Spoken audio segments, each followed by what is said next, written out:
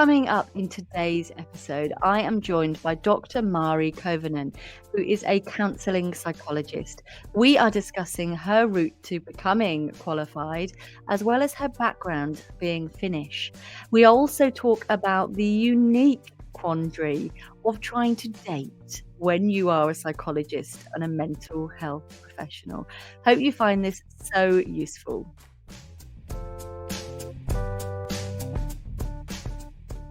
If you're looking to become a psychologist, then let this be your guide. With this podcast at your side, you'll be on your way to being qualified. It's the Aspiring Psychologist Podcast with Dr. Marianne and Trent.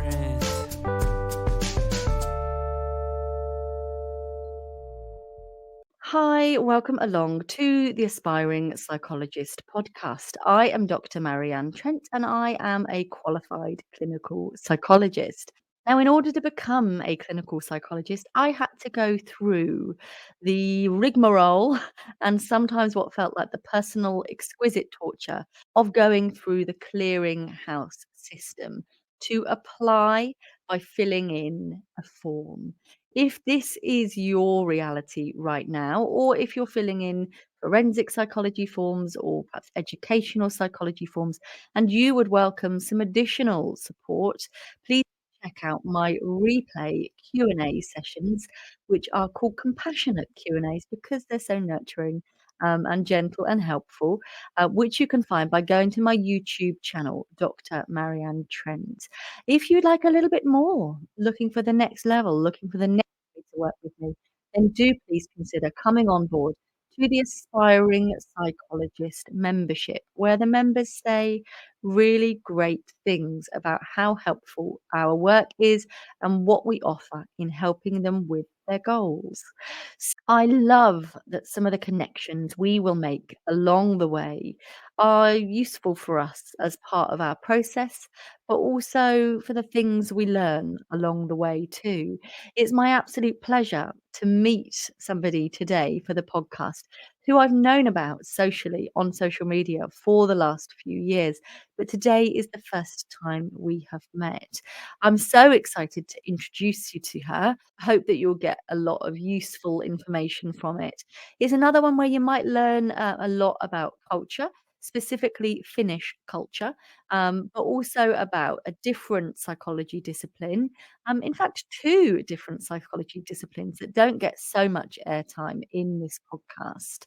I hope you'll find it really interesting and you might also learn some tips for how to date successfully too. Hope you find it useful. I look forward to catching you on the other side. Hi, just want to welcome our guest for today, Dr. Marianne Kovanen. Hi, Marianne. Hi, lovely to be here and thank you, Marianne, for inviting me. Oh, well, thank you for saying yes. So, we have been in each other's world for quite a few years now, but this is the first time we've ever spoken to face, which is exciting. So we are both part of a psychology network, and you are, I'm right in saying, a qualified counselling psychologist. Yes. Lovely. And also from our chats in setting up this podcast, I understand you've done some occupational psychology as well. Yes, that was in my past, yeah. Is that something that still informs your practice now? Well, I suppose when therapy clients come to me often, they are obviously work-related situations, so it's quite a good background to know and talk to people about the situations. But it's I realized when I worked, I did selection, the recruitment, and it didn't hit those spots that I really wanted. I wanted much deeper connection and being able to help people really on a much deeper level. So I moved on from that. But I guess, whatever you ever learn, you will never forget. So in some ways, I love that. I've never heard that phrase before. I really like that. But it isn't actually something we've spoken about in the podcast so far. For those that are listening that might not know what it involves, could you briefly guide us through what occupational psychology is? Okay. So it is really everything to do with human and work. So it is really starts from something even basics like, thinking about usability of things, how, I don't know, I've got this microphone in front of me and how usable is it for me, for example, how it works. So, it covers so many things. And then going into work well-being, organizational changes, and, leading that kind of changes. And so it covers so many from the individual level really to bigger kind of more social sort of organizational things. And yes, and so I did selection, I did career counseling, coaching. This was so originally I'm from Finland, and then we spoke a little bit before this that I started my training here, and then I moved to Finland, and I moved to work in a job center in Finland, and all the job centers in Finland got psychologists in them who are helping people with their careers and career changes or finding your first career and so on. This was even set up like after the war because they wanted really, I guess, make best use of the workforce. And there I was doing selection, but also helping people with their careers and thinking about careers and all of that kind of stuff. So there are so many different really areas to occupational psychology, and if anyone is really interested in, whether it's work well-being or all of these kind of things, it's a really good option. Thank you. And I just love learning about things and learning about people. And I did not know that about Finland, that they've got psychologists in their job offices. That sounds like it makes sense, doesn't it? But it sounds like such a great idea. Yeah, absolutely. Brilliant. But so you're a counselling psychologist, a chartered one as well, which for those who are listening means that you are registered with the British Psychological Society. But of course, what we know about counselling psychologists is that it's a protected title. So you'll also need to be registered with the HCPC too. Yes, absolutely. Lovely. Thank you very much for that. Whilst we're discussing the HCPC, I don't know if you find this as well, but when they take their subs out from me, I think it's a few times a year, they seem to just take it, but they do not send me an invoice. They do not send me a receipt. And I'm like, how am I going to square that with my accountant? Like, where do I go with that? Yeah, no, it's like a bit of a secret society in some ways. And you hear maybe a couple emails come once in a blue moon, but there's not much communication with them. And I think that's why I've stayed with the BPS, is because I guess I felt, well, I'll tell you what, when I was in Finland for that about 5-year period or so, the Finnish equivalent, that society, the psychological society, became really like a place, it's almost like a family. I lived in a small place, and I was invited to go to their meetings, and then I became active part of them. And also when I was then trying to get my qualifications kind of transferred over and what have you, and I was even in contact with the president and all of that, and he was helping me. So it became such a community, and I felt like, this is like exactly what you need in your life professionally. And obviously with the BPS is not quite the same, much bigger organization and so on. But I felt that I needed to belong somewhere, because otherwise, especially now working in private practice, not part of a bigger organization, and the HCPC is just somewhere there really far, in the background, and it feels like there's no connection to that at all. And that's why I really, to be honest, I wanted to stay with the BPS, because I thought that, well, at least there's someone who will recognize that my qualifications, and who, if something happened, hopefully I could turn to them for advice. Yeah, I agree. HCPC take the money, and if there's any problems with our professional registration, or someone complains about anything we're doing, or some of our colleagues are doing, then they're there for that regard. But there's not much going on other than that. And so it's, Yeah. I think it's, especially when you're in private practice, it's about feeling like you're part of a club or something, there's other people that get you. And that's what I really like about our qualified group as well. But also I know that people listening to this will really value that support from their peers as aspiring psychologists as well. It's about finding your tribe, isn't it? And feeling not so vulnerable in any of the positions we're in. Absolutely. It's really important, and that's why the psychology network, the online network, has been so important, because over the years, I mean, you've probably been there more or less from the beginning of a certain Facebook group being there, and it is just you wanted to know that there's someone who you can go to and ask. I mean, yes, you've got your supervisors, but it's not the same. You don't get the same instant, response. Whereas if you post a question, whatever it is, you're likely to get some sort of answer within minutes almost. And different perspectives as well, because of course in a supervisory role, it's just one person potentially.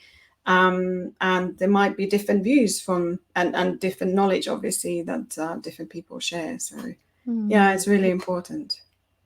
Yeah, and I think we were just talking because we've got similar professional clinical interests in kind of trauma and stuff, and we were just thinking together about the impact of vicarious trauma, weren't we?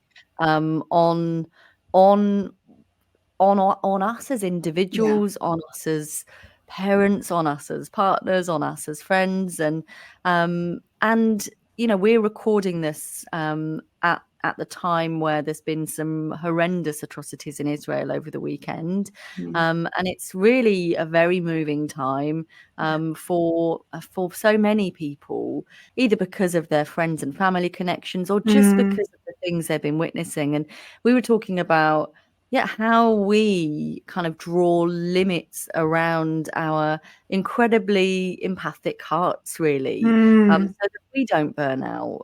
How do you do that for yourself? Well, I think this has become even more and more important, I think, over in my career. Like I was mentioned earlier on, that I've entered a phase in life where I have small kids. I had them quite late, but also I'm in perimenopause, which I know now that hormonal changes will impact also. I mean, I have been a highly sensitive person in the past, but on top of that is the hormonal changes, I think, just more kind of feel things. So I've had to draw limits to the amount of information I consume. Whereas maybe before I would watch the news a lot, but I've had to really limit it, and knowing where to go and really limiting the number of clients you can see. Because when you're talking about trauma, you just can't be doing it, to, I don't know how many, like six clients a day or something like that.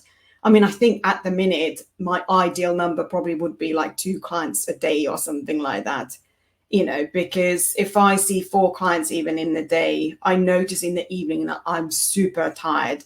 And then it's a lot more difficult to be with the family even, and they kind of, whatever, the kids, squabbles and so on. Yeah, the limits are really important, but also looking after myself in other ways, in really lifestyle. It has to sort of support everything. And it's much more important that in my early 30s I would have ever imagined.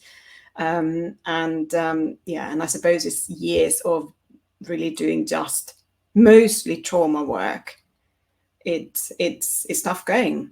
So really need to have those boundaries and look after myself. And it's not always therapists often are not the people who remember to look after themselves first. So it needs to be kind of drumming into your own head that, I need to look after me first, so that then I can do this work and be of service to other people. Absolutely. I think it's really tricky, isn't it? Because you and I are obviously a sort of established stage of our career and we're both working independently. And so we kind of can design our days around ourselves and to make sure we're not going to burn out, either in terms of empathy or in terms of our mental health. But for many of our listeners, they are in really high paced, understaffed, over subscribed services where they are having to do many sessions a day and possibly not all massively traumatic. But I still, remember when I was in the NHS, I was having to see or / choosing to see in terms of my job 5 clients a day in a what is it, 7.5-hour day, including a lunch break. It is a lot. And I know people listening to this will be feeling really strung out, and really overstretched. It's such a tricky job that we do. And I think we don't always, or it's not appreciated, what a difficult, you're taking someone else, you are living someone else's pain for that time.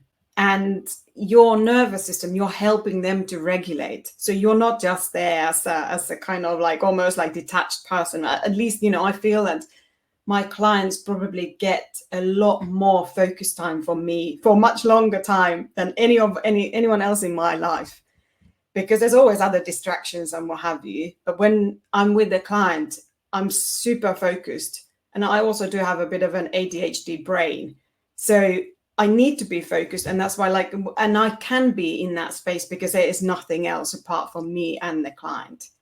But it can be really, it can become draining. And it's really important to look after oneself. And you're so right. The idea that I would even spend 50 minutes of focused attention on each one of my children or my husband, they would be like, what's going on? It's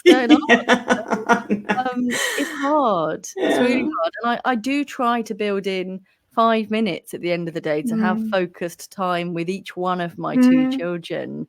But it is hard when you are at the end of a busy day and perhaps our window of tolerance is more squeezed and you're just like ready to race to the finish line so you can just sit and not be needed by anyone. It's a tricky balance. Absolutely. Yeah, exactly. I do the same. The bedtime is in some ways my favorite time, as long as everyone's quiet and in bed, and then we can have I read to my younger one, and then my older one, I usually go and he wants me to be with him whilst he reads. So I read my own book next to him. But it's like we are together, but there's something about the kind of bodily, regulation, and we are being instead of just doing together.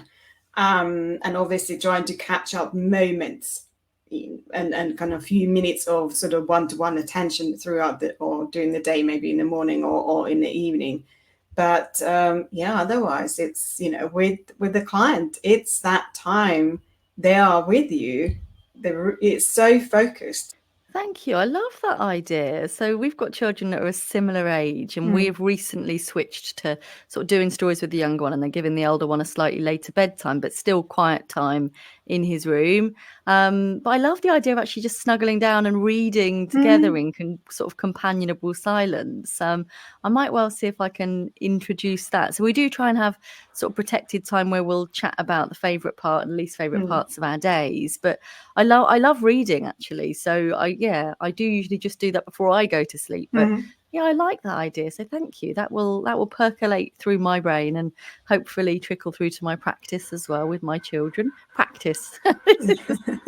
It feels like practice some other time, doesn't it? Yeah, absolutely. No, it's Thank you. it's I mean, he initiated and he's been asking for it, and then we're going through different phases. But I think there is something about just that one-on-one time, because they don't get that much time whilst they're in school and so on. So it's the evening, and I suppose preparation for the separation when you're asleep and so on, and just kind of being there together. But being together doesn't always mean that you're communicating through, with your words. It can mean just existing and being, and your body is touching even. Thank you. And as you spoke, I was wondering about Finnish culture, really. I really don't know anything at all apart from Finland.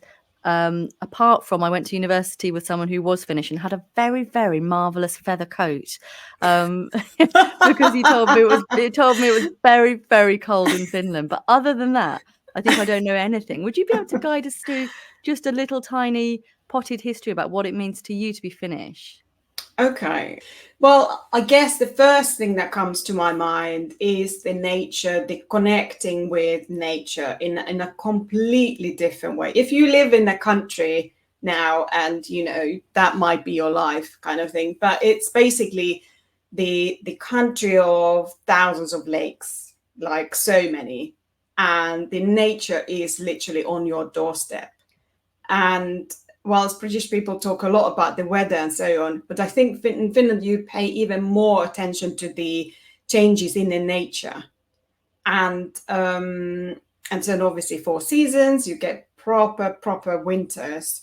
The spring and the summer, it varies, can be a little bit like here. Sometimes it's hot, sometimes not. So, you know, varies. And autumn, obviously.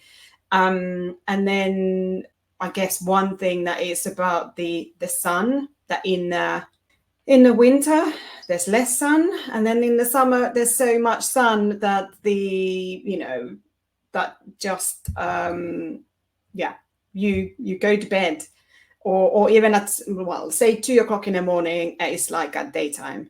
So it's, you know, the nature is amazing. In terms of the culture, I think the culture has been, I've reflected a lot on this, and coming away is easier to reflect when you are in the culture.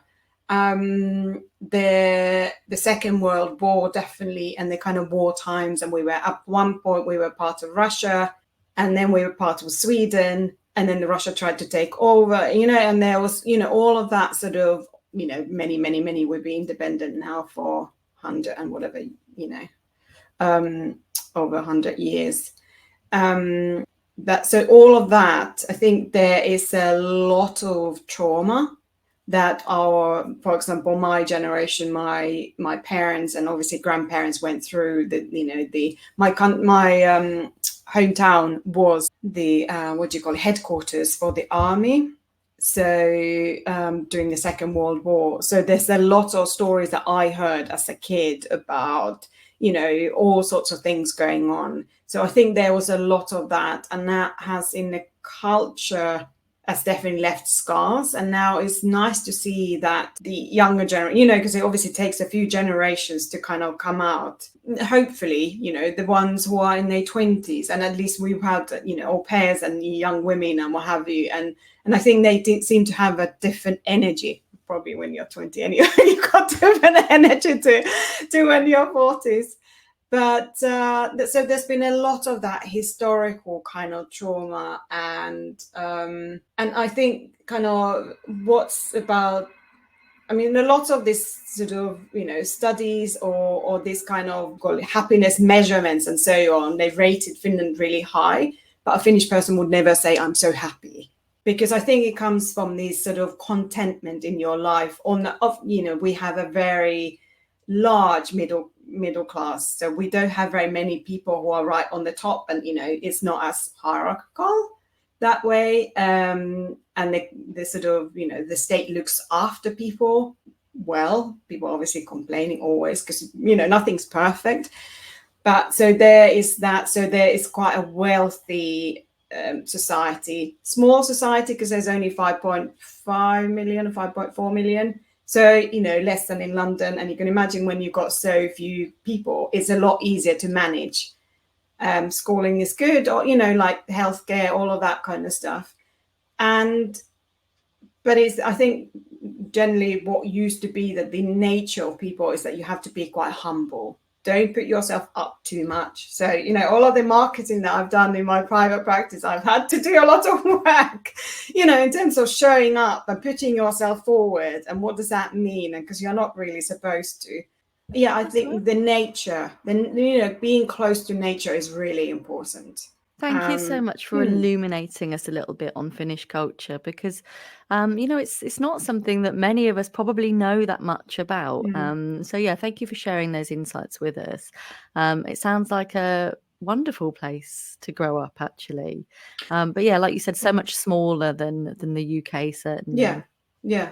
Oh, I must not forget is that Santa lives in Lapland, which is obviously part of Lapland. Lapland covers 4 countries, but a big part of it is in Finland. So I have to do a bit of advertising for them.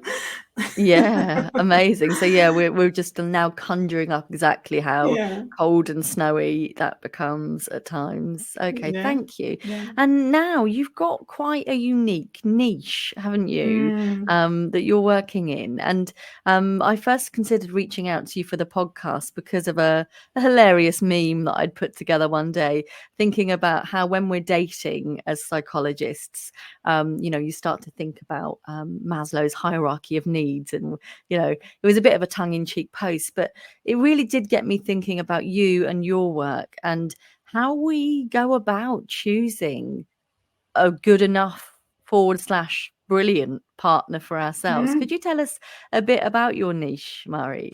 Yeah. So I've talked about my trauma work. So actually I have 2 businesses which I've separated. And why I've separated them is because I have those clients who very much come with the trauma history and they want to work on that, whether it's childhood emotional neglect, mother wound is the key word for a lot of the clients that I work with in terms of therapy. But then I wanted to really start doing something as a little bit more, lighter, more fun.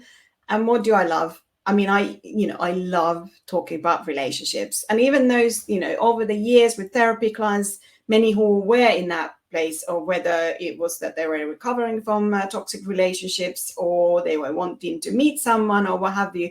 And I realized that actually, there's a niche there in itself, dating, when you come out of that and when you more focus on coaching. So when we think about how to go about finding someone who is compatible, but everything starts from within, like in anything else, it starts from within, knowing oneself, knowing who you truly are, what you want in life, in relationships, and also knowing your history, of course, your attachment adaptation, and understanding what it is that you need in a relationship and how to communicate that even when you are dating. So it's not as simple as like most people, I used to do this too, is that you go out there and you start meeting people and then you hope for the best, fingers crossed, and most of the time nothing kind of comes out of it. And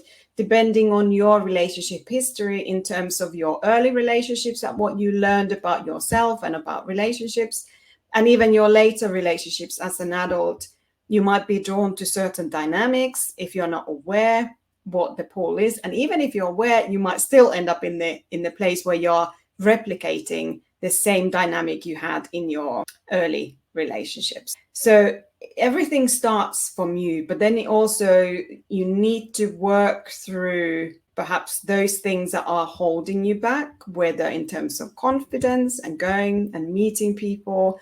You need to work through also if you have those pulls towards certain type of people.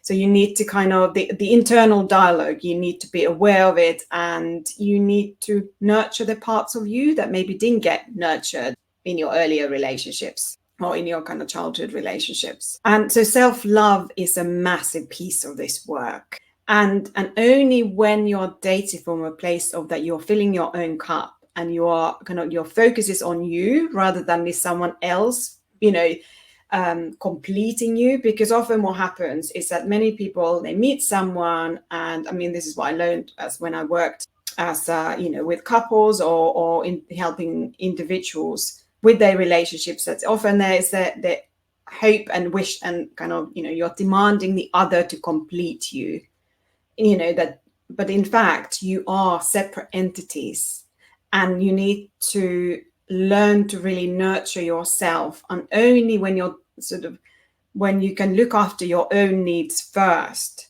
then you can go into a relationship with someone else. Then you can, yes, co-regulate each other, but it's not dependent. Your happiness is not dependent on the other or how they are. So it's when you are dating from a place of I have enough, then you're also likely to attract someone who thinks in the same way. I really agree. And so many of the clients I work with who might be single are almost looking for a partner to fix themselves and then to start their lives. And it's like,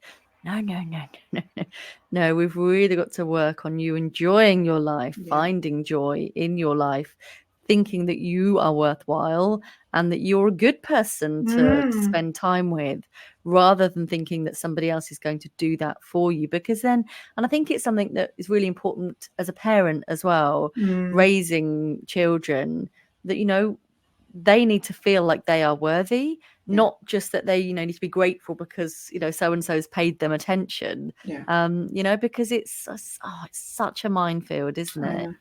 Absolutely.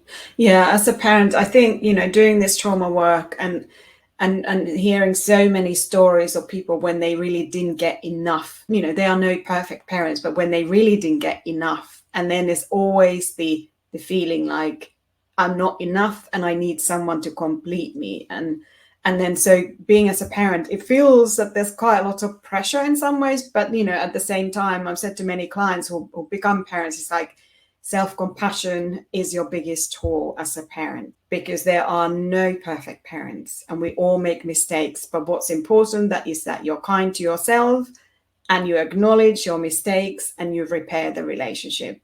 And that way also your child learns about repairing the relationship in the future. Such important words, you know, and still now, even with my husband, I've been married 11 years, together 14, and I've been a parent for 10 years.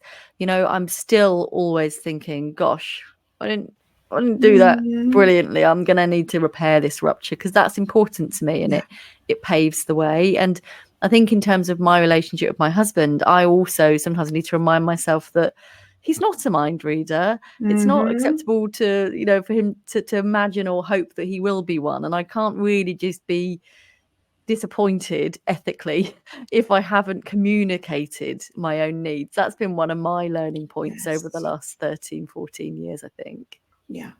I think many times girls especially have grown up not really expressing their needs, and then there's always been this kind of this fantasy of the partner who knows exactly what I'm thinking. And so many even male clients come and say, my wife, well, you know, says that I should know what she's thinking. So, well, I tried to study humans and I still can't. I can't, you know, I don't know what's going on in anyone's mind, that we need to learn to express. And for many people, it is difficult. But even going into dating situations, is many times it's difficult to express oneself there and communicate what is it that I want in the relationship, instead of just hoping that hopefully the other person wants the same. And without these important conversations, we don't know, is it going in the right direction or is it not going in the right direction? And yeah, absolutely, it's so important, and for women especially, to communicate what we want and what we need, because it's not clear. And I think men's thinking, the way they think, is very much more straightforward in some ways. So if it's not on the radar, it's not on the radar. So that's why, you know, it needs to be. And, you know, many times men have said, and I think my husband as well, that, you know, you need to be clear. I don't know, unless you're clear, then I can do whatever.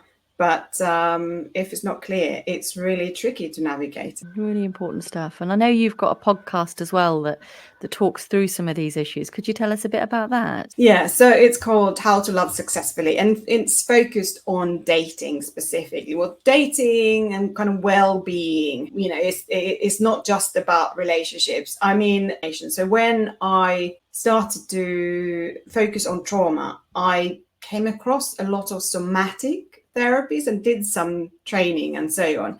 So all of this body-based stuff has really spoke to me.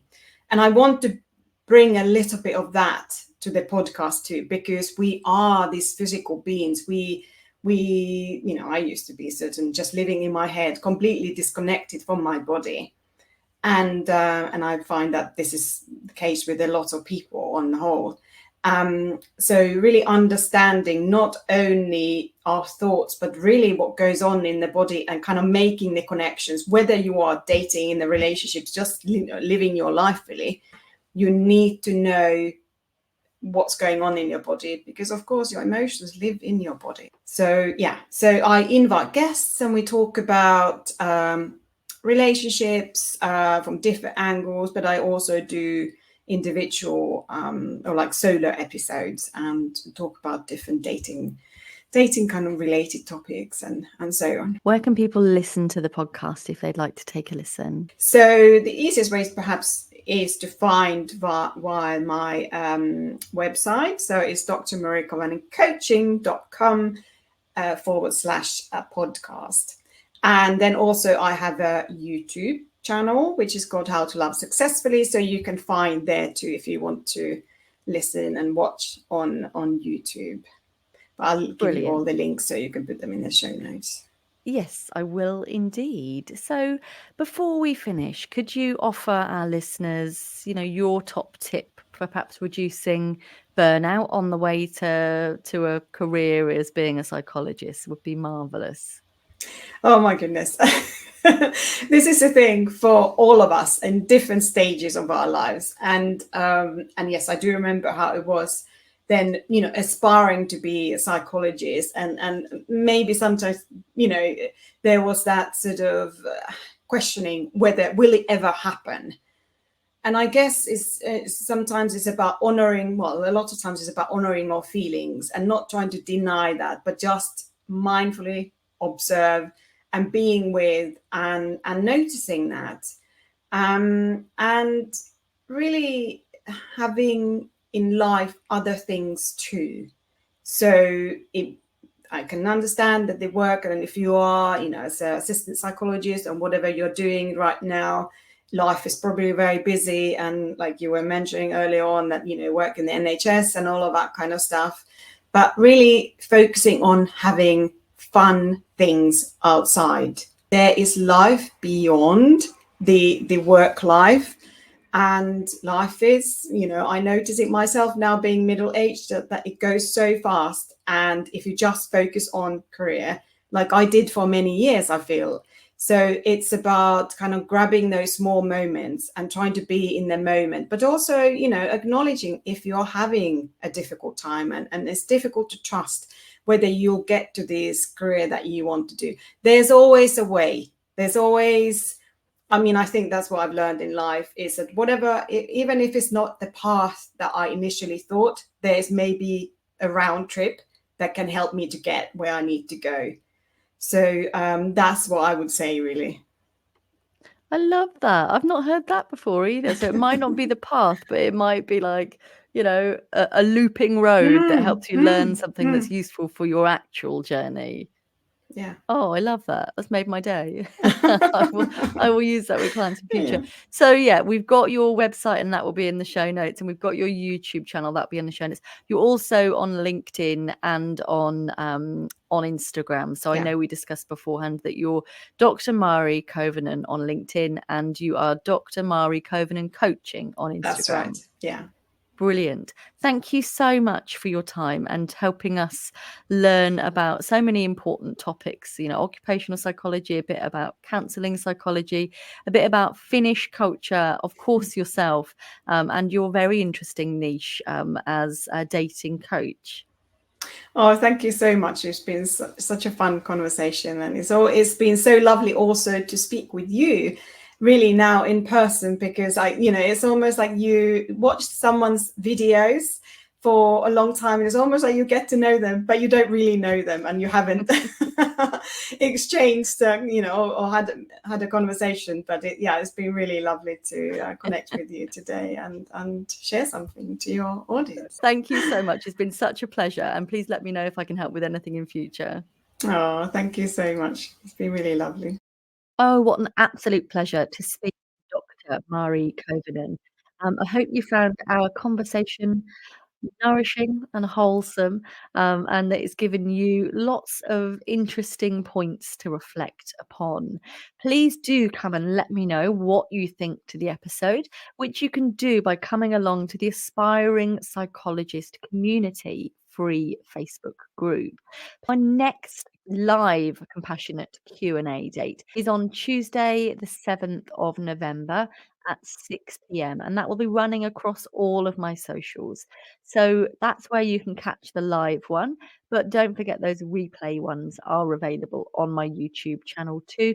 The easiest way to do that is to go to Dr. Marianne Trent, click on the live tab, and then you should be able to see them there, but you can also look at the playlist, which you can access by clicking any of the links in my social media bios. And of course, do consider the Aspiring Psychologist Collective book and the Clinical Psychologist Collective book. Thank you so much for being part of my world. Please do let me know what you think to this episode. And yeah, thank you so much for being part of my world. I will look forward to coming along with the next episode of the podcast from 6 a.m. on Monday. Take care, be kind to yourselves, and I'll see you very soon.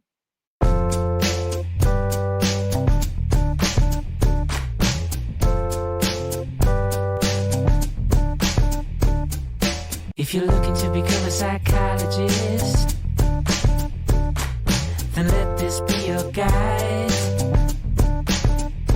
With this podcast at your side, you'll be on your way to being qualified. It's the Aspiring Psychologist podcast with Dr. Marianne Trent.